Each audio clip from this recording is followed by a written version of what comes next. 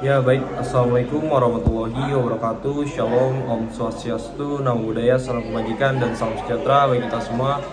Sebelumnya, perkenalkan saya Muhammad Raffi Priyatna dan beberapa teman saya dari kelompok 8. Kami akan membahas terkait analisis kasus penganiayaan ditinjau dari ilmu viktimologi dan kriminologi dalam mata kuliah kriminologi dan viktimologi kelas 51. Baik, sebelumnya perkenalkan kawan saya ada Andi Surya, lalu selanjutnya ada saya sendiri Muhammad Raffi Priyatna, selanjutnya ada Muhammad Restu, dan selanjutnya ada Joshua Sevendiel, yang terakhir ada Ilyas Hadi Wardana. Baik, mungkin langsung saja masuk ke materi yang pertama yang akan disampaikan oleh Saudara Andi Surya. Kepada Saudara Andi Surya dipersilakan. Identitas kasus: pertama, terdakwa Mujiono; kedua, korban Hasugeng; ketiga, saksi Aswin. Nomor perkara 3-PID.B-2025-PN Malang. Kronologi: pada Jumat 25 Oktober 2024 pukul 6 WIB, korban Hasugeng Riyadi keluar rumah di Jalan Sumbersari, Gang IA, Lowokwaru, Malang untuk membeli kopi. Saat masih di depan rumahnya, korban membuang ingus karena sedang pilek. Kebetulan terdakwa Mujiono sedang sarapan di rumahnya yang berada di sekitar tempat itu. Terdakwa menegur korban dengan kalimat, "Kong sisi mau, kamu yang mengeluarkan ingus tadi?" Korban menjawab, "Ya, dek, omahku dewe, suprerane terusno manganmu. Ya, di rumah saya sendiri, maaf lanjutkan makanmu." Korban kemudian melanjutkan berjalan ke warung untuk membeli kopi. Saat korban kembali melewati jalan yang sama, terdakwa muncul sambil membawa pedang dan langsung membacok kepala sebelah kanan korban. Setelah itu, terdakwa juga berusaha menusuk dada korban, tetapi korban berhasil menangkis dan membengkokkan pedang tersebut. Akibat bacokan itu, korban mengalami luka robek di kepala kanan dan luka di tangan akibat menangkis. Warga sekitar, termasuk saksi Aswin Sandyoto, melerai perkelahian dan membawa korban ke rumah sakit Unisma. Korban menjalani operasi batok kepala dengan biaya sekitar 40 juta.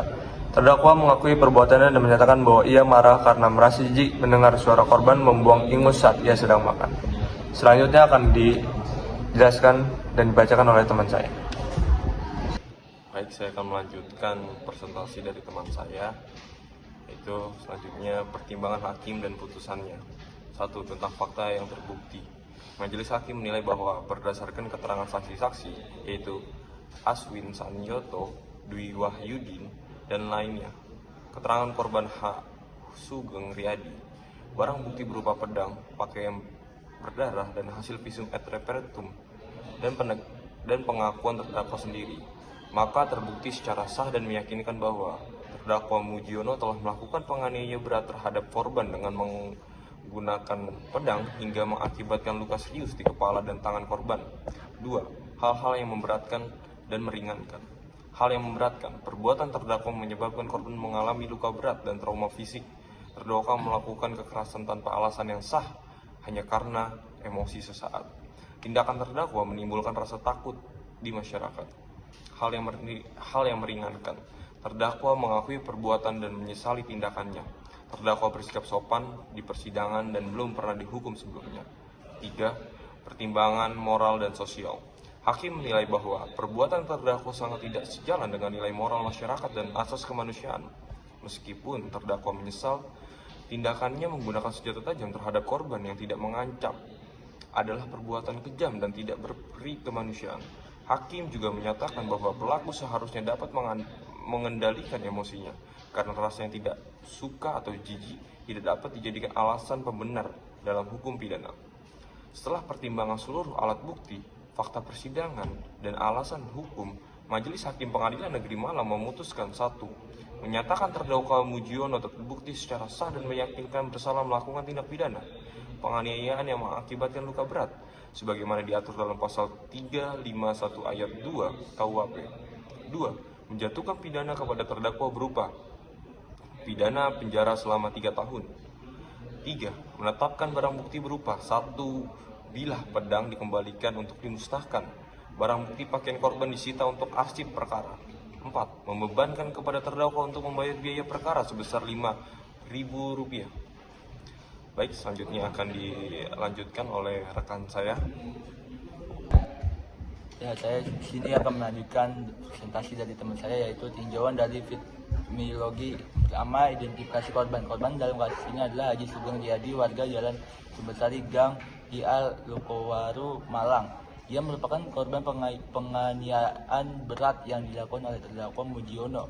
Karena masalah sepele, korban membuang ingus di dekat rumah pelaku saat pelaku sedang makan. Korban menderita luka fisik berat di kepala bagian kanan akibat sabetan pedang, luka di tangan karena menangkis serangan harus menjalani operasi bolak-balik otak kepala dengan biaya 40 juta, dan trauma psikologis akibat serangan mendadak. Terus yang kedua, klasifikasi jenis korban. Berdasarkan teori Mendelssohn dan Schaeffer, menurut Benjamin Mendelssohn dan Schaeffer, korban dapat diklasifikasikan berdasarkan tingkat keterlibatan dan kontribusi terhadap kejahatan. Dalam kasus ini, Haji Sugeng Riyadi tergolong totally innocent victim karena tindakannya membuang ingus di halaman rumahnya sendiri tidak mengandung niat jahat atau provokasi. Reaksi pelaku tidak proporsional dan irasional sehingga korban sebenarnya berada pihak yang tidak bersalah. Terus yang ketiga, bentuk kerugian korban. Dari perspektif victimologi, korban mengalami 3 jenis penderitaan: kerugian fisik, luka berat di kepala dan tangan. Kerugian psikologisnya, rasa takut, trauma, dan kehilangan rasa aman di lingkungan sendiri. Kerugian ekonomi, biaya operasi dan perawatan senilai 40 juta yang tidak disebutkan mendapat ganti rugi. Yang keempat, perlindungan hukum dan pemulihan korban. Menurut Undang-Undang Nomor 31 Tahun 2014 tentang perlindungan saksi dan korban kekerasan berhak atas perlindungan dari ancaman pelaku, bantuan medis dan psikologis, kompensasi bila pelaku tidak mampu mengganti rugi, restitusi ganti rugi dari pelaku langsung. Dalam kasus ini, putusan PN Malang tidak mencantumkan kompensasi dan restitusi bagi korban, sehingga aspek pemulihan korban belum terpenuhi secara maksimal. Hakim lebih menekankan pada pemidanaan pelaku, bukan restitusi korban. Yang kelima, analisis peran korban dalam terjadinya kejahatan. Korban yang tidak menimbulkan niat jahat atau provokasi. Pelaku bertindak karena emosi pribadi atau rasa jijik dan marah, bukan karena perbuatan korban yang menantang. Maka dari itu, korban pasif bukan korban yang berkontribusi terhadap kejahatan. Ini memperkuat posisi korban sebagai pihak yang perlu mendapat perlindungan dan pemulihan penuh. 6. Aspek keadilan bagi korban. Meskipun pelaku dijatuhi hukuman pidana sebagai bentuk keadilan restitutif, namun keadilan restoratif belum tercapai karena tidak ada mekanisme pemulihan korban atau kompensasi permintaan maaf atau rehabilitasi. Fokus penegakan hukum masih ada pembalasan terhadap pelaku, bukan pemulihan korban. Dalam perspektif victimologi modern, seharusnya proses hukum mempertimbangkan restoratif justice agar korban juga mendapatkan pengakuan penderitaan, dukungan sosial, pemulihan ekonomi dan psikologis. Jadi cukup sekian dari saya, maka akan dilanjutkan oleh teman saya. Saya akan melanjutkan presentasi dari teman saya. Di sini ada tinjauan dari victimologi. Kesimpulan victimologis. Korban adalah pihak yang sepenuhnya tidak bersalah. Korban menderita kerugian fisik, mental, dan ekonomi. Perlindungan hukum bagi korban masih kurang karena belum ada restitusi atau kompensasi. Sistem peradilan pidana masih fokus pada pelaku, belum pada pemulihan korban. Pendekatan victimologi menuntut agar penegak hukum memperhatikan kepentingan korban secara setara dengan pelaku. Berikutnya ada tinjauan dari kriminologi. Identifikasi pelaku. Pelaku Muljono, laki-laki dewasa, tinggal di lingkungan yang sama dengan korban. Tidak memiliki riwayat kriminal sebelumnya. Hidup sederhana dan bekerja serabutan. Tindakannya dilakukan secara spontan tanpa perencanaan. Berdasarkan profil ini, Muljono dapat digolongkan sebagai pelaku kejahatan situasional. Seorang yang melakukan kejahatan karena dorongan sesaat, bukan karena kebiasaan kriminal. Kedua, motif dan latar belakang kriminologi. Hakim dan penyidik menemukan bahwa motifnya muncul dari rasa jijik dan marah spontan saat korban membuang ingus di depan rumahnya. Kehilangan kontrol emosi, kemungkinan adanya rasa harga diri atau gengsi tersinggung. Minimnya kemampuan mengelola emosi dan konflik sosial. Dengan kata lain, faktor emosional dan psikologis masih menjadi pemicu utama. Faktor-faktor kriminogen. Contoh, teori penyebab terjadinya, faktor individu atau psikologis. Pelaku mudah tersinggung, tidak mampu menahan emosi. Faktor moral dan budaya. Kurangnya kesadaran hukum dan masih kuatnya pola harga diri dilawan dengan kekerasan. Selanjutnya akan dilanjutkan oleh teman saya. Tinjauan dari kriminologi. Yang keempat, analisis berdasarkan teori-teori kriminologi. Teori kontrol sosial atau trofi Hirsi. Kejahatan terjadi karena lemahnya ikatan sosial antara individu dan norma masyarakat. Mugiono gagal mengendalikan dorongan emosinya karena tidak ada kendali sosial internal yang kuat seperti kesadaran hukum atau empati terhadap orang lain. B. Teori Strain Robert Merton. Tekanan atau frustasi karena ketidaksesuaian antara tujuan sosial dan sarana legal dapat mendorong kejahatan. Dalam kasus ini, strain bukan ekonomi tetapi strain emosional. Pelaku merasa harga dirinya dilanggar oleh tindakan kecil korban. C. Teori belajar sosial. Differential Association Edwin Sutherland. Perilaku kriminal dapat dipelajari melalui interaksi sosial. Mugiono mungkin tumbuh di lingkungan di mana penyelesaian masalah dengan dianggap wajar, sehingga ia meniru pola tersebut. Tinjauan dari kriminologi. Kelima, jenis kejahatan menurut kriminologi. Kasus ini termasuk crime of passion atau kejahatan karena emosi sesaat, atau dalam istilah kriminologi disebut affective crime. Ciri-cirinya terjadi tiba-tiba tanpa motif ekonomi, dilatar belakangi oleh emosi kuat, marah, tersinggung, atau jijik. Setelah kejadian, pelaku sering menyesal. Hal ini sejalan dengan teori psikodinamik Sigmund Freud yang menyatakan bahwa kekerasan bisa muncul dari dorongan bawah sadar yang tak terkendali.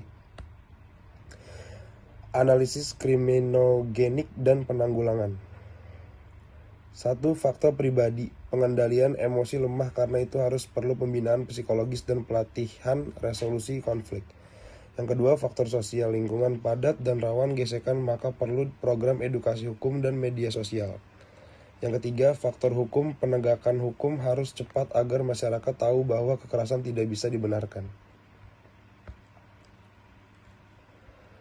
Kesimpulannya, kasus penganiayaan berat oleh Mugiono terhadap H. Sugeng Riyadi merupakan tindak pidana yang terjadi karena faktor emosional dan spontanitas, bukan perencanaan jahat. Hal ini menunjukkan unsur kriminologis berupa lemahnya kontrol diri dan pengaruh lingkungan sosial yang permisif terhadap kekerasan. Dari sisi viktimologi, korban merupakan totally innocent victim yang tidak memiliki kontribusi terhadap terjadinya tindak pidana. Korban mengalami kerugian fisik, psikologis, dan ekonomi yang cukup berat. Pertimbangan hakim menunjukkan pendekatan teori gabungan atau Verenigings teori, di mana pidana tidak hanya bertujuan membalas tetapi juga untuk pembinaan dan pencegahan sosial. Hukuman 3 tahun penjara dianggap proporsional, namun bahkan menyentuh pemulihan korban atau restitusi. Sekian dan terima kasih.